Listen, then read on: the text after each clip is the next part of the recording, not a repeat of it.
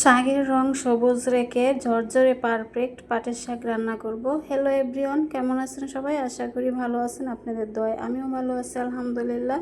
তো চুলায় আমি শাকগুলো কড়াই করে বসিয়ে দিয়েছি। ভালো করে পরিষ্কার করে নিয়ে আমি শাকগুলোকে এভাবে চিড়ে চিড়ে দিয়ে বসিয়ে দিয়েছি। আর দিয়ে দেবো এখন রসুন কুচি।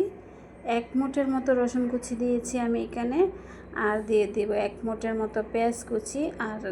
আর কিছু দেব না, আমি লবণ আর কাঁচামরিচটা পরে দেব, এখন দেব না। লবণটা দিলে হবে কি, শাকের মধ্যে বেশি করে পানি উঠে যাবে, এতে করে শাকের যে কালারটা সেটা নষ্ট হয়ে যাবে আর একটু তিতো তিতো হয়ে যাবে। পানিটা বেশি উঠলে শাকটা তিতো তিতো হয়ে যায়, যেহেতু তিতা শাক, এটা তিতা পাটের শাক। আর পাটের শাকটা তিতাটাই ভালো লাগে, আর মিষ্টিটা মিষ্টি মিষ্টি লাগে, ভালো লাগে না। তো দেখুন আমি নেড়ে ছেড়ে দিচ্ছি, এভাবে করে নেড়ে ছেড়ে দিচ্ছি। একদম জড়ো পাকাবে না শাকটা, একদম জড়জড়ে হবে। একটা শাক একটা শাকের সাথে মিশে যাবে না। দেখুন এই পর্যায়ে আমি লবণটা দিয়ে দিয়েছি, যতটুকু পানি ছিল শুকিয়ে গেছে। এখন এই পর্যায়ে আমি লবণটা দিয়েছি আর কাঁচামরিচগুলো দিয়ে দিয়েছি।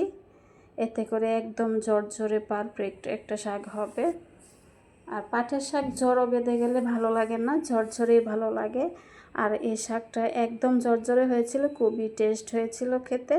তো এই পর্যন্ত আপনারা যারা ভিডিওটা দেখতেছেন, প্লিজ একটা লাইক দিয়ে আমার ভিডিওটা ফুল কন্টিনিউ করার অনুরোধ রইল।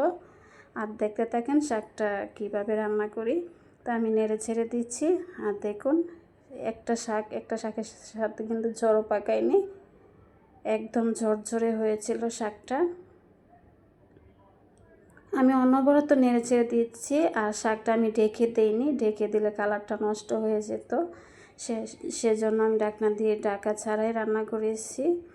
তো দেখুন একদম ঝরঝরে হয়েছে। এখন আমি শাকটাকে ভাগার দিয়ে নেব। তো চুলায় একটা কড়াই বসিয়ে দিয়েছি, দিয়ে আমি এখানে 8-10টা শুকনো মরিচ মাঝখান থেকে কেটে দিয়ে ভেজে নেব। আমি তেল দিয়ে দিয়েছি, দিয়ে মরিচগুলোকে এখন ভেজে নেব। আর একটুখানি লবণ আমি মরিচটার মধ্যে দিয়ে দিয়েছি, এতে করে মরিচটা মানে মুচমুচে হবে আর কি।